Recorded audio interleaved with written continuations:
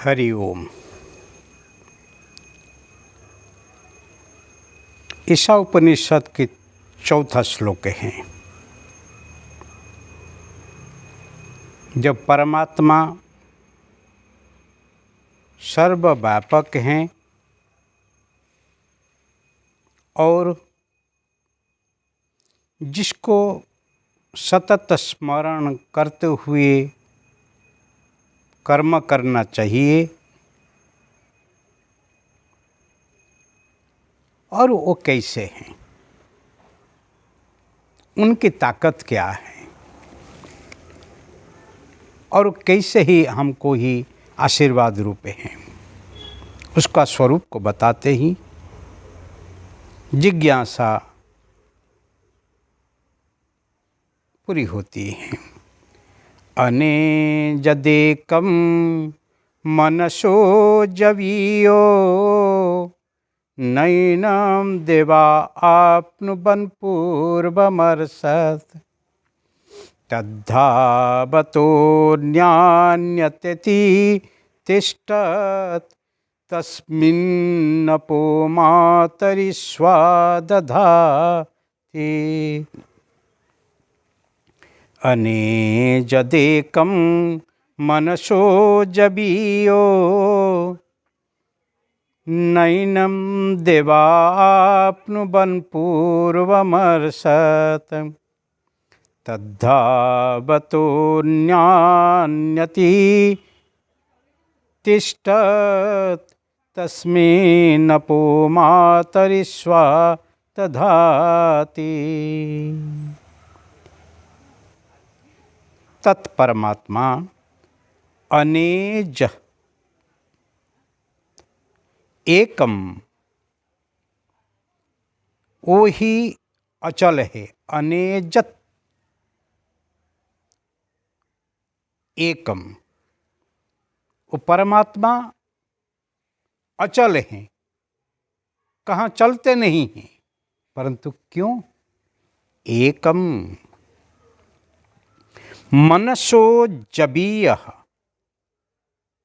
मन बहुत चंचल है, क्षिप्र गति में जा सकता है कि तन से आप नहीं जा सकते हैं हर जगह को, पर मन से आप जा सकते हैं। इसलिए विचार तन से ही अधिक गतिशील है, जबीय अधिक तीव्र गति युक्त है। पूर्वम पहले से, मर्षत ज्ञान स्वरूप या सबके जानने वाले हैं। एतन इन परमेश्वर को देवा इंद्रादि आदि देवताओं न अपनुबन, कोई जान नहीं सके, कोई पान नहीं सकते हैं। तद्धावतो अन्यत एति, अन्य जो दूसरा देवता लोग जब दौड़ने वाले हैं और स्वयं परमात्मा स्थिर रहते हैं, फिर भी अत्येति उसको भी पार कर जाते हैं। तस्मिन् ही मातरि स्वाहा, उनके सत्ता शक्ति को पाके मातरि स्वा वायु और आप जल वर्षा आदि क्रिया दधाति संपादन करते हैं। यहाँ कहने का मतलब है परमात्मा की कृपा से सब कुछ, सूर्य चंद्र वायु जल सब ही अपने अपने कर्म में लेते रहते हैं। इसलिए तो कहे जाते हैं नहीं, गुरु ब्रह्मा गुरु विष्णु गुरुदेव महेश्वर गुरु साक्षात परम ब्रह्म तस्मै श्री गुरवे नमः। गुरु वही गरियान है, वही ब्रह्मा है, वही विष्णु है, वही महेश्वर है, वही सर्जनहार जो ब्रह्मा है, वही पालनहार विष्णु है, वही संहार करने वाले ही महेश्वर है। परंतु वो कौन है? वो ही परम ब्रह्म है, सबका ऊपर तत्व है, सबका आधार तत्व है। और जिसको आप कहेंगे वो अनेक भले हैं परंतु एक हैं, एक अहम बहुश्याम, एक से वो अनेक हैं। वो निराकार हैं, वो ही साकार हैं, वही सर्वकार हैं। और जिसको जानने के लिए देवता लोग को बहुत प्रयत्न किए हैं पर फिर भी जान नहीं पाए हैं। क्यों? क्योंकि वो अति सूक्ष्माति सूक्ष्म है। आप उसी को ही जान सकते हैं। जो ही कोई वस्तु है, जो आपकी ज्ञानेंद्रिय की कोई एक पदार्थ हैं, ज्ञानेंद्रिय से आप शब्द स्पर्श रूप रस गंध माध्यम से आप इसको ही मन में एक विचार रूप में, एक ज्ञान रूप में आप ले सकते हैं, परंतु उसी से जो पर हैं उसको आप जान नहीं पाओगे, परंतु अनुभूति कर पाओगे। और जब आप अनुभूति करेंगे और उसमें आप में कोई भेद नहीं है। गीता ध्यान श्लोक में इसीलिए कहा गया है, यम ब्रह्मा वरुणेन्द्र रुद्र मरुतः स्तुन्वन्ति दिव्यैस्तवैः वेदैः साङ्गपदप्रमोपनिषदैः गायन्ति यं सामगाः ध्यानावस्थित तद्गतेन मनसा पश्यन्ति यं योगिनः तस्यां तं न विदुषुरासुरगणा देवाय तस्मै नमः, देवाय तस्मै नमः। ब्रह्मा विष्णु रुद्र मरुत चंद्र जिसका ही स्तवन करते हैं, जिसको जानने के लिए हर शास्त्र का, हर साधना का, हर तपस्या की आधार लेके ही कोशिश करते हैं, उसको ध्यान स्थिति में योगी लोग जिसको ही आत्मसात करते हैं, साक्षात करते हैं, तस्यंत न विदु सुरा असुरागणा, देवता और असुर लोग को जानने के लिए कोशिश करते हैं, फिर भी उसको नहीं जान पाते हैं।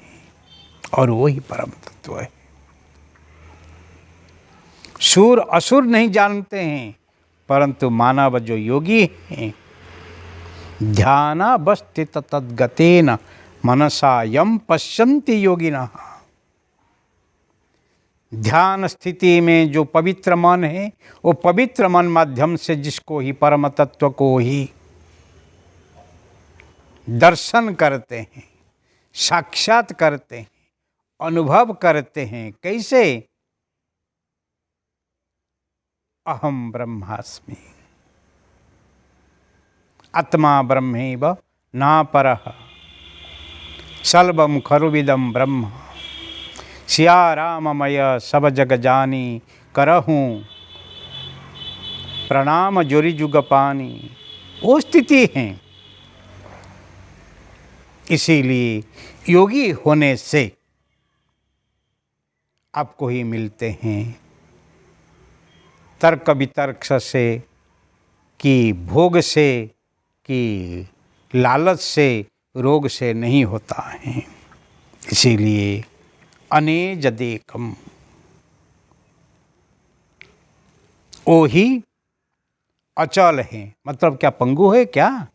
डिसेबल है क्या? नहीं, एकम मतलब वो सर्वव्यापक हैं। जो एक हैं उनके सिवाय एकमेवं द्विजा नास्ति, उनके सिवाय दूसरा कुछ है ही नहीं है। इसलिए आप यहाँ वहाँ जहाँ भी देखो वही है। अत्र तत्र सर्वत्र वही व्याप्त हैं। इसलिए सर्वव्यापक परमात्मा वो एक हैं। मनोसो जवीय, मन कितनी भी कहाँ पर स्मरण करते ही पहुँच जाता है।